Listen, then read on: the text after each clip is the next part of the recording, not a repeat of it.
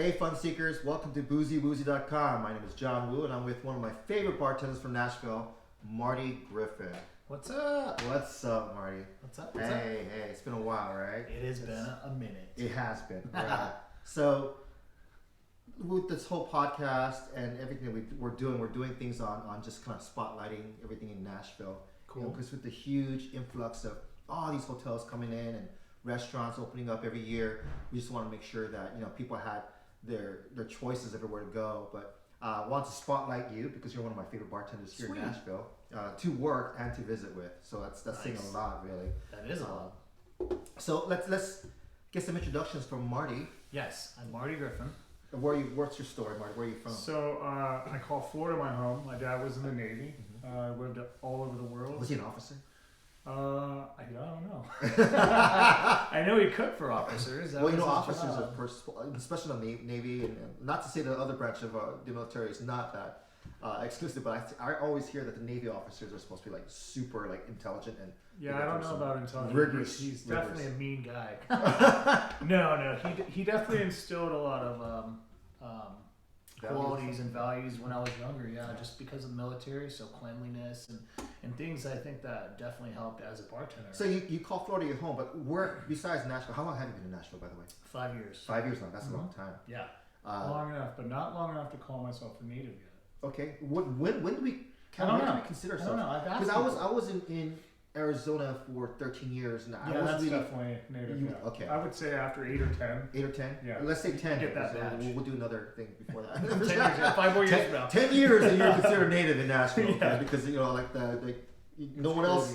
Everyone we ask, no one's really from here. It's kind of crazy. There's like a handful of people I know that are actually from here. Where else do you call home besides here? I mean, not home, but like you've been to California. I've lived in Italy and Japan, and I think. Wait, get that. You lived in Italy Yokosuka, Japan, and one of my favorite sports stars grew up in Italy. He passed away recently. Who? Kobe Bryant was. What? His father played. He went to the Philippines. Oh, see, I didn't know that. He had this huge tour in the Philippines, and they did this. I swear to God, he's like Tiger Woods. He's got to be part Asian because he's got that really exotic Asian eyes. Yeah, for sure. Rest in peace, Kobe. Yeah, absolutely. Okay, so Philippines, Japan. Yeah, California, and then Florida. My dad retired in Florida. So what was your favorite place of all time? Japan, definitely. Japan. Yeah, it's expensive though. It's super expensive, but they're really clean. It's very safe. I don't know. I feel like when you say Japan, was it like Tokyo, Japan? It was Yokosuka. So Yokosuka is south from Tokyo, in Yokohama Bay. It's almost like a suburb area then. It's a smaller city. A smaller city, but beautiful, and the people are just amazing. They're just everything. It's just so intelligent there. It's like they keep all of their technology for themselves, which I would. But I lived there, and I was younger, and I had a cell phone. And then cell phones didn't even make a big deal, like really. Listen, when I grew up, I had a pager. So when I was younger, I had a pager. When I turned 13, 14, my mom got me a pager. I had a pager too. This is from Hawaii, right? This is how far back this was. And I was like, whoa, I got a pager. I was all excited about that. Yeah. Then as soon as I turned 15, I got my the cell phones was they had the brick Motorola phones back when I was growing up. But then I got my driver's license, got my car, and I was like going, whoa, this is great. My mom's giving me freedom. Yeah. It was a long leash. My mom owned restaurants in Hawaii, so she would, and like every single page I got, none of my friends paged me. It was my mom paging me. Where are you? And I would call her and pay for it. Hey, mom, I just got paid. She's like, I need more bak choy. And I'm like, are you kidding me? That's why I got you a car. Yeah, go get it. She never told me that's why she got it for me, but I figured it out as the years went on. But this is what it was. I was an errand boy for my mom. Yeah, it happens. It happens. Okay, so why Nashville then? So you've been here for 5 years. Ultimately, Nashville is just a place right now to be, especially in this industry.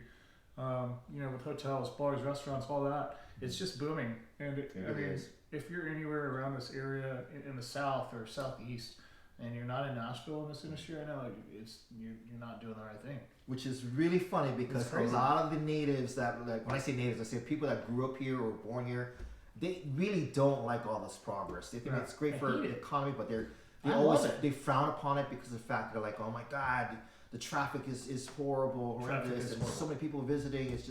it's getting to be a point where it's just saturation is being hit, and I get it for the most part. But I mean, it's just. But for it's me, I see money. celebrational. I see dollar signs. Right. I see money on all Such their a heads. bartender. That's awesome. hey. That's awesome. You gotta make the money while you can, and right now Nashville is just the place to be. There's just so much growth here, and you can just feel it. You just feel alive, and it's awesome.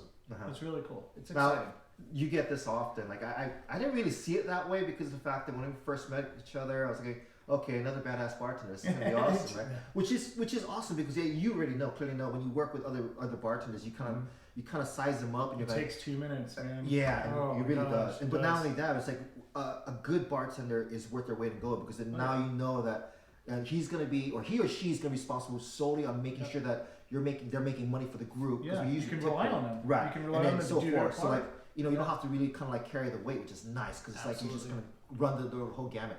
Yep. That being said, how long have you been bartending then? 13 years.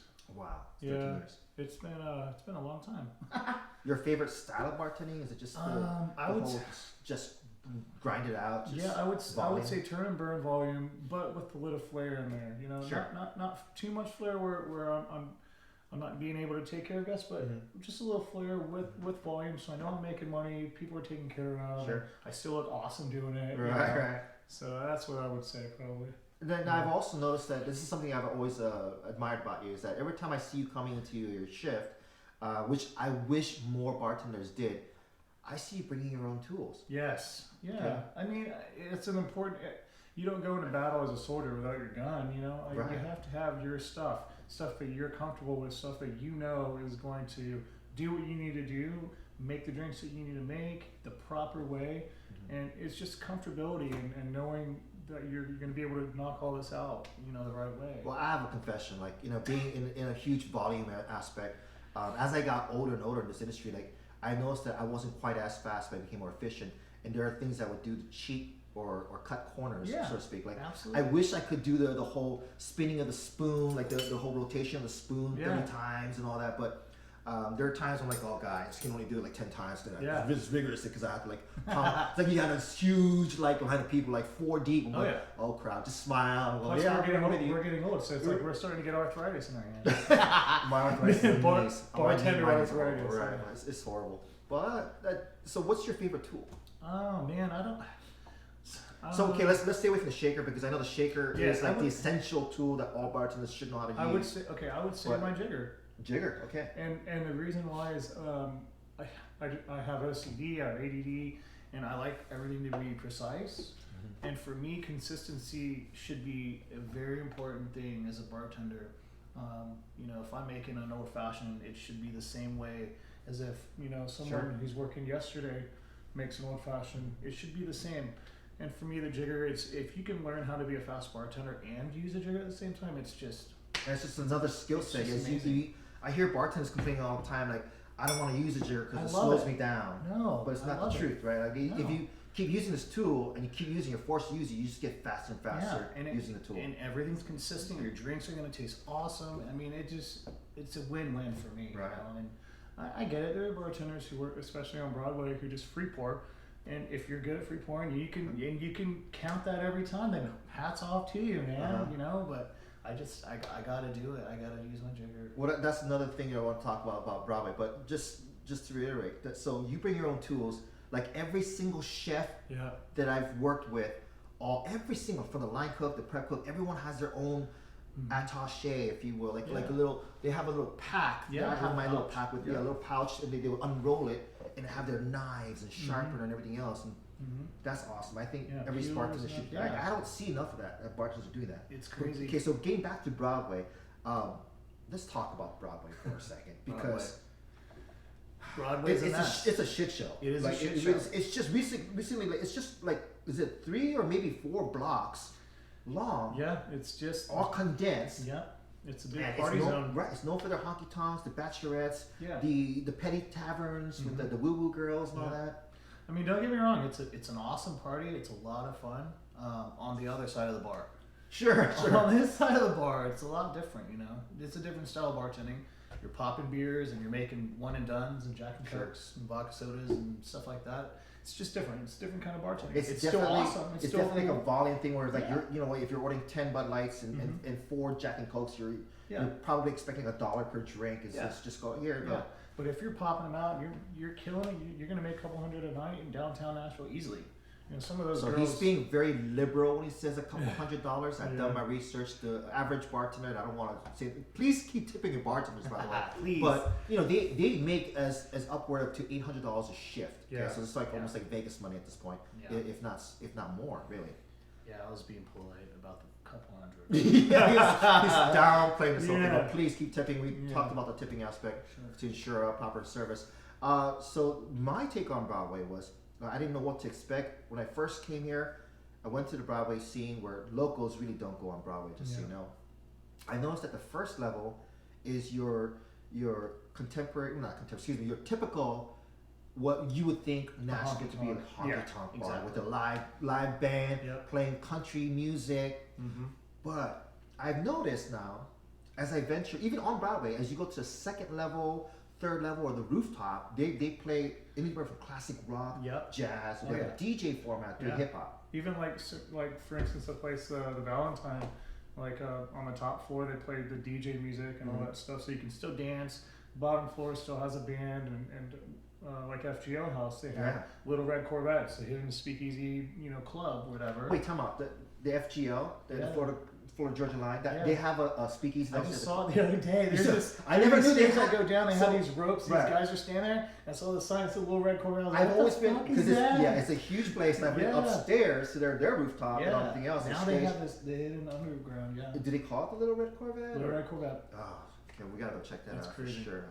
That's under the radar for sure. They're popping up, man, every day. I heard the other day that Coyote Ugly's got a speakeasy. What? Yes, I haven't been here, but you know who actually told me was one of our colleagues, Brennan, was telling me, "Hey, we gotta go check out the Coyote Ugly." Wait, did you go? No, because we were supposed to go, then we drank a little too much. we didn't even get there. That's usually our problem. Yeah, we didn't get that far. But I was so curious to see what a Coyote Ugly saloon, world famous, and they have a speakeasy. Yeah. What would that be like? Right? Like two different animals. Right. You have girls dancing on the bar. You go downstairs. Spraying with water every time you ask for water, and then you go downstairs and speakeasy. Everyone's quiet, making old fashions and Manhattans and Well, that's why we want to go. We want to see if they're actually using proper technique.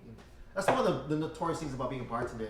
If you're a good bartender and you go to these places, two things happens. Number one, it kind of reminds you of work, so you don't want to really go somewhere that's super crowded. Exactly. Number two, so we going to little dive bars, for example, just have a beer and a shot of Jack or whatever it is.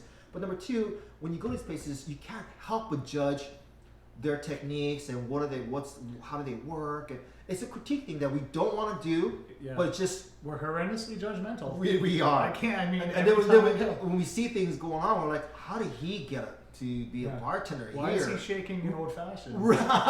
Or Manhattan for that What is matter. going on? Right. It's just, but we never say it obviously to people, but we do judge them though. We talk about that all the time. It's crazy. Comes with the territory.